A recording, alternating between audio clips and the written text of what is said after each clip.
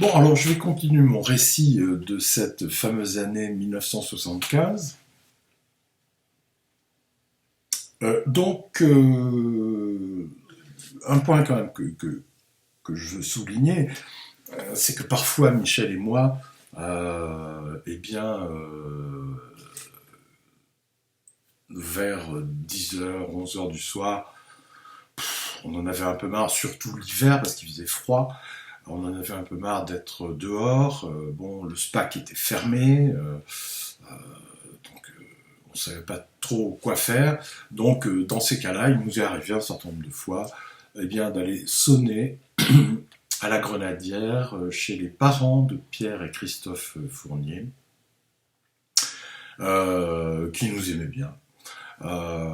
Et qui nous recevaient du coup tard, comme ça, vers 11h du soir, à l'arrache,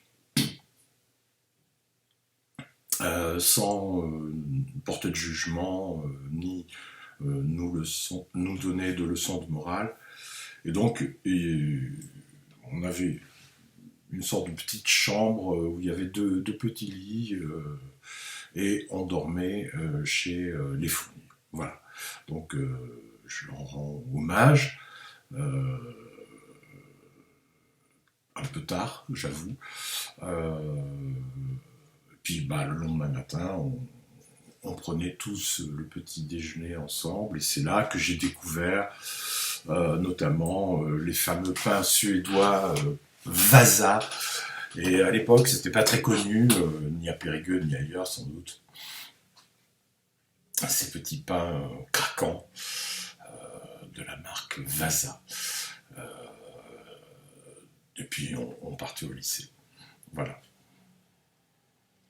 Donc, en fait, à l'époque, il y a eu la constitution de deux cercles différents, mais qui se sont rejoints en partie, et en partie à travers Michel et moi. Le cercle d'amis, le cercle naissant d'amis de l'Orgaté, et puis le cercle naissant d'amis de Bertrand de Born. Voilà. Alors, j'ai essayé de faire une petite liste, comme ça, bon, j'ai sûrement oublié du monde, hein, ne m'en veuillez pas. Le cas échéant, d'ailleurs, vous pourrez corriger dans les commentaires, hein, si jamais je dis des bêtises. Alors, pour l'Orgaté, il y avait essentiellement, eh bien, il y avait Michel, hein, voilà, Michel, et puis ses proches, à l'Orgaté, qui étaient Véronique Pantier, Pascal Coste, il y avait Dominique Lalande, il y avait une certaine Claire Coustillas aussi, et puis il y avait François Lassègue. François Lassègue, selon mes souvenirs, était scolarisé à l'Orgaté. Voilà. Donc je pense que tous ces gens se fréquentaient beaucoup, notamment pendant ce qu'on appelle les récréations, hein, tout simplement. Voilà. En seconde, on est tous en seconde à ce moment-là. Et puis moi, de mon côté, je suis à Bertrand de Born, et mes amis sont, eh bien, Richard Perrier, hein, qui est resté mon grand ami, bien sûr. Richard Perrier, sa sœur Sabine. Il y avait donc les deux frères Fournier, c'est-à-dire Christophe et Pierre, qui n'étaient pas dans la même classe parce qu'ils n'avaient pas le même âge. Mais enfin, on se fréquentait pas mal. Notamment, je me souviens que Richard Perrier et Pierre Fournier se fréquentaient beaucoup. Il y avait Dominique Caillez, il y avait Rémi Durins, il y avait Patrick Ranoux et sa sœur, qui étaient tous les deux issus d'une famille de résistants communistes, donc ça n'a pas été sans m'influencer à une certaine époque, puisque je me suis mis à distribuer sous l'influence de Patrick et sa sœur, bien l'Avant-Garde, qui était le journal des jeunesses communistes. Donc pendant quelques semaines ou quelques mois, j'ai distribué l'Avant-Garde à l'entrée du lycée Bertrand de Born. Ce qui ne m'a pas empêché plus tard de distribuer aussi la NAF, la Nouvelle Action Française de Bertrand Renouvin, c'est-à-dire le journal des royalistes. En fait, à 15 ans, on se cherche, n'est-ce pas? Et mes parents, d'ailleurs, me laissaient arriver à la maison, soit avec l'Avant-Garde, qui était un journal communiste, soit avec la Nouvelle Action Française, qui était un journal royaliste, sans m'originer, en se disant que, ma foi, c'était bien normal que j'essaie de me construire une sorte d'identité politique à l'époque. J'ajoute qu'il y avait quand même 2 autres personnages très importants pour nous à Bertrand de Born, qui étaient Raoul, bien sûr, Raoul, et Cathy Maspoulède, qui est devenue ensuite, bien plus tard, rédactrice en chef, enfin, journaliste sur Canal+, puis rédactrice en chef de magazines d'information, plus ou moins genre enquête exclusive, des magazines télé comme ça, pour Canal+, ou pour M6, voilà. Donc, en réalité, plusieurs d'entre nous se sont retrouvés plus tard dans les médias, mais évidemment, on ne l'imaginait pas à l'époque. On ne savait pas du tout qu'on allait s'orienter, pas mal d'entre nous, disons pas tous, mais qu'on allait s'orienter vers les médias. Bon. Alors donc, à l'époque, on faisait vraiment beaucoup de bêtises avec Michel Grégoire. On était des électrons libres. Je me souviens de certaines anecdotes. Par exemple, Michel Grégoire, quand il a vu que j'avais pris ma carte aux jeunesses communistes, l'avait très mal vécu et avait brûlé devant moi ma carte. Il a fait une sorte d'autodafé de ma carte du parti, enfin pas du parti communiste, mais des jeunesses communistes. Et puis il y avait des affiches de Périgueux, venez discuter avec les communistes. Voilà, des affiches un peu partout. Alors comme nous, on traînait, on séchait les cours, souvent, il faut bien le dire.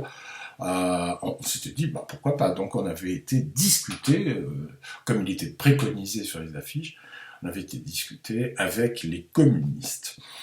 Et puis évidemment le ton était monté, parce que Michel était très provocateur. Et donc ils avaient regardé nos mains comme ça, et ils nous avaient dit, mais vous n'avez pas des mains de travailleurs, tout ça. Bon, ça s'était très mal terminé et on s'était fait expulser, littéralement, manu militari, du siège local à Périgueux, comme ça, du Parti communiste. Et puis aussi, on faisait des fugues. On prenait le train, on allait à Bordeaux notamment, parce que c'était quand même une grande ville. Et puis on était en seconde, donc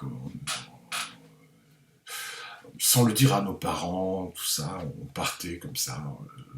C'est arrivé, je crois, 2 fois. On partait, on donnait pas de nouvelles. Et évidemment, nos parents s'inquiétaient, quoi. Je veux dire. Et puis, nous, à Bordeaux, on vivait d'expédients. Et on s'était fait draguer, entre guillemets, Michel et moi, par la secte de la méditation transcendantale, fondée par un Indien, d'Inde, Maharishi Mahesh Yogi, qui était venu donner une conférence à Bordeaux.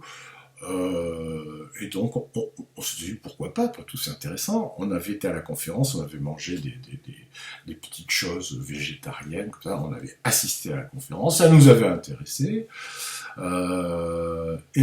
Donc par la suite on s'est retrouvé à aller un certain nombre de fois au siège de la méditation transcendantale à Bordeaux, qui était rue Vital-Carle, une rue assez bourgeoise entre le cours de l'Intendance et la place Péberlan.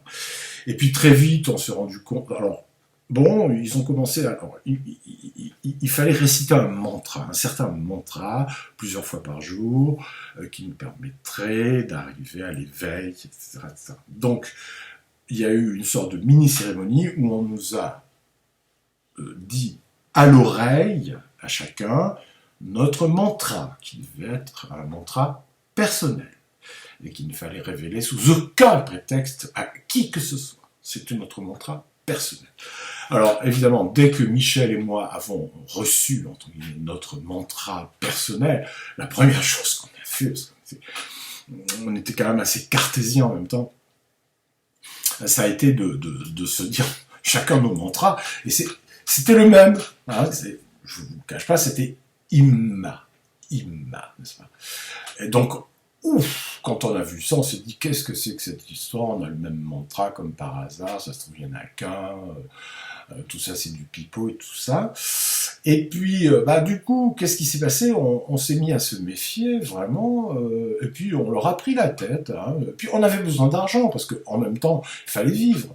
Et puis même, on avait envie, je vous le cache pas, à l'époque, on avait 15, 16 ans, 16 ans, on avait envie de s'acheter du shit à Bordeaux, tout ça, donc il nous fallait des sous. Et donc, on leur a, cette secte, qui, vous savez, une secte, normalement, le premier... comment dire, la première nécessité pour une secte, en général, c'est de taper de l'argent à ses membres, hein, n'est-ce pas, pour pouvoir payer la Rolls de Maharishi Mahesh Yogi, entre autres. Donc, normalement, une secte vous tape de l'argent. Ça, c'est le principe même de la secte. Eh bien, non seulement ils ne nous ont pas tapé d'argent, à Michel et à moi, mais on leur a tellement pris la tête que c'est nous qui avons réussi à leur taper 500 francs, ce qui à l'époque était une somme considérable. Et on est reparti avec nos 500 francs, assez contents d'ailleurs. Et puis ils ne nous ont jamais revus. Alors là, l'écran s'éteint, je me demande si ça marche toujours. Oui, a priori ça marche toujours. Voilà, donc on traînait dans Bordeaux. Et puis bon, on dormait pas, enfin on passait nos nuits à la gare, encore une fois, comme à Périgueux, mais là c'était à Bordeaux, une gare plus importante, qui ne fermait pas la nuit, parce qu'il y avait notamment le passage de la Puerta del Sol, le train Paris-Madrid, je crois, vers 2 ou 3 heures du matin, donc la gare ne fermait pas, donc c'était un lieu où au moins il faisait un peu moins froid que dehors. Et puis, au retour, je me souviens, on n'avait pas pu prendre de billet de train, bien entendu. Donc on s'était dit, on aura peut-être de la chance, peut-être qu'il n'y aura pas de contrôleur. Enfin, on rentre à Périgueux, affamé, sans billet de train. Bon. Et là, on tombe sur un contrôleur. Et Michel avait le sens du scandale, comme ma mère d'ailleurs. C'est ce qui les rapprochait l'un et l'autre. Et moi, ça me faisait peur, le scandale. J'avais horreur du scandale. C'est pas du tout mon karma. Et on se fait contrôler, alors évidemment on n'avait pas de billet, et Michel le prend de haut, le contrôleur, et lui dit, mais vous savez que vous ne pouvez pas nous contrôler là, dans les circonstances qui sont celles qui se présentent. Ah bon, mais pourquoi, dit le contrôleur. Eh bien parce que vous n'avez pas de gants blancs. Or, depuis la loi du 18 juillet 1874, je sais pas quoi, il avait sorti l'article de loi, hein, carrément, le mec était vert. Il faut des gants blancs. Vous n'avez pas de gants blancs, donc voilà. Bon, ça s'était très mal terminé. Ça a fait un scandale. On a été obligé de descendre je ne sais où, avant Périgueux, bien sûr, dans une petite gare. On s'est fait expulser en quelque sorte du train.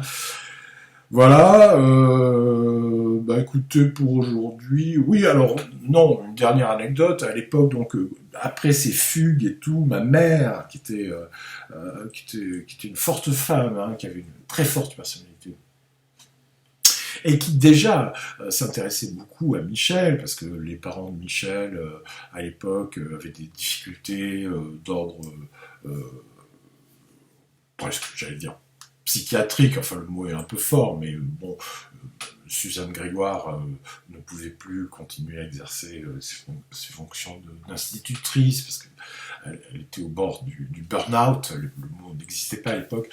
Le père, qui était un grand monsieur, très intelligent, anarchiste, que j'ai beaucoup aimé, enfin j'ai beaucoup peut aimer les deux parents de Michel d'ailleurs, mais était out of order lui aussi, donc bon, finalement, bien qu'à l'époque la DAS existait déjà depuis 1964 je crois, mais enfin toujours est-il que ce sont mes parents comme ça, à l'arrache, qui se sont mis à s'occuper de Michel, de sa scolarité, etc. etc.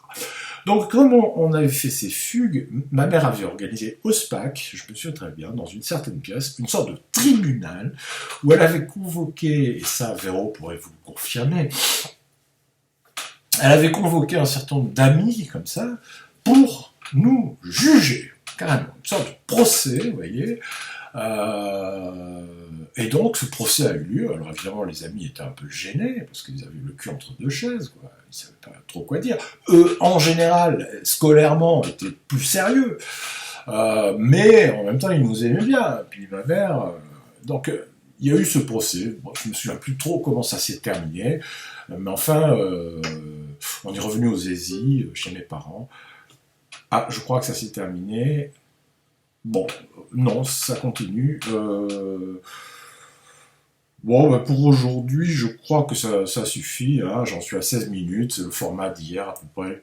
Donc, on continuera demain et j'espère que je vous ai pas trop choqué, ni les uns ni les autres. Au revoir.